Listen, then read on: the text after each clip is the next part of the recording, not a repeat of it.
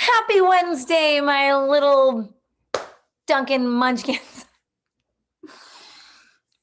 I'm running out of ideas. I'll take some submissions.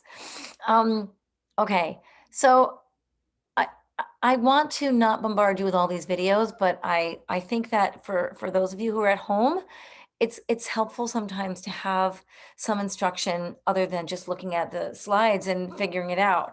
And it occurred to me that I need for you to do something with today's passage. So I'm going to go ahead and pull it up so that you can see it. Um, oh God, this thing always gets in the way. Okay, we're on, it was today, Wednesday. Forget, it's Sunday. It's Sunday for me, but I'm okay. So you're going to be, this is why I'm always so a little crazy because I never know what day it is when I'm recording way in advance. But okay, it's Living in the Clouds is your passage for today.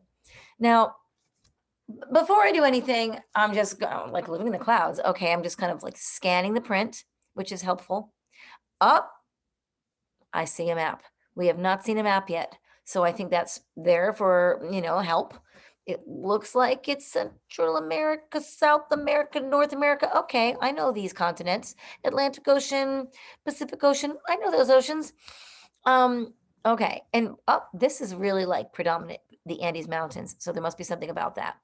I'm going to jump right now to here it is, the question. It's question number 4. How do the Incas in Peru live? They want you to find 3 details. That's a first. You will likely not ever be asked to find 3 details, but there must be so many details in here. They are allowing you to give 3. So how do the Incas in Peru live? All right. Now you might not know who the Incas are. What if you don't know who the Incas are? Well, maybe they're going to tell you. It is really important that you do all of these things that we do when we read.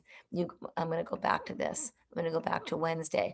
Reading with a pencil, answering. I need to. I've already. I don't know if you can see, but I've already started marking up my passage. Reading with a pencil, answering the question, or rather, reading the question first, making sure that you know exactly what you're looking for while you read. And this says there are 2 today. I have to change that. There is 1 today. Read all of the text, including the directions, using transition words and phrases, quoting the passage, using rad, because it's like totally, totally rad. Paying attention to the paragraphs, like there's paragraph numbers 1, 2, 3, 4, doing that. Today, I put the text features back in. I took it out for yesterday because today there actually are some text features. You have your subheadings and you have your map. And I think those are going to be very helpful for you today. So going back now to Living in the Clouds, I think that there's something that I want you to do. I am reading this right now, looking for the specific thing. How do the Incas in Peru live? How do they live? Who are the Incas? When I find that out, how do they live? So I'm going to start reading. Read the passage. I know that this is nonfiction. Answer the questions that follow. Living in the Clouds by Jeanette Cannon. Imagine living in a place so high that clouds are everywhere, not high in the sky, but all around. This is what life is like in the Andes. The Andes are very high mountains in South America. The Inca people have lived in the Andes mountain in Peru for over 500 years. And as you might guess, it's not easy making a living on high, rocky mountain land. When I look at this map, I can see that this is Peru.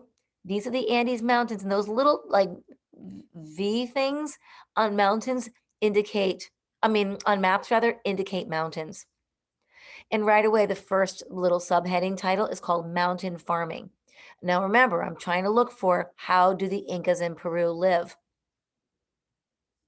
Okay, well, we're learning that they live on high, rocky mountain land. Right away, I have an answer. How do they live? How do the Incas in Peru live? They have to live and survive on high, rocky mountain land. Mountain farming, the mountainsides make for difficult farming in the Andes.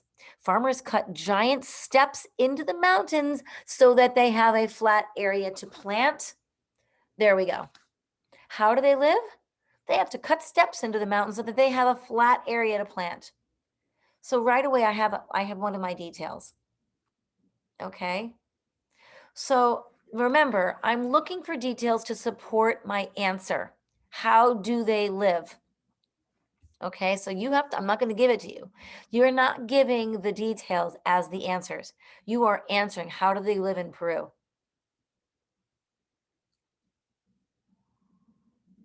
How do the Incas in Peru live? Well, how do the children in PS 41 live in the West Village? You can say, well, they live in apartment complexes or apartment buildings, and some live in houses. How do kids in Doylestown, Pennsylvania live? The kids in Doylestown, Pennsylvania live in houses in in little neighborhoods. Okay, so now how do the Incas live? Sometimes in order to answer a question, take the word out and put a word in that you're familiar with. We used to teach that in math. Take the really hard numbers out, put easier numbers in, and see if you can figure it out with easier numbers, and then take the easy numbers out and put the hard numbers back in. You can do the same thing with words. How do the Incas in Peru live? How do the kids in the West Village live? That's what I think might be very helpful to you today. Okay. I had to share that with you because I think that um, you know, when you look at a text like this, it's really important to think, to like drum over it, like marinate in it. Like really take the time to like figure out what is this text trying to teach me? What am I doing with it? I know I have to answer that question, but how can I use this map? How can I use these subheadings? How can I use the title? How can I use um, you know, the details of my own life to help me understand the details of the lives of these Inca people? Okay. And remember, my purpose is to write about reading. I want my writing to be clear and concise and thorough.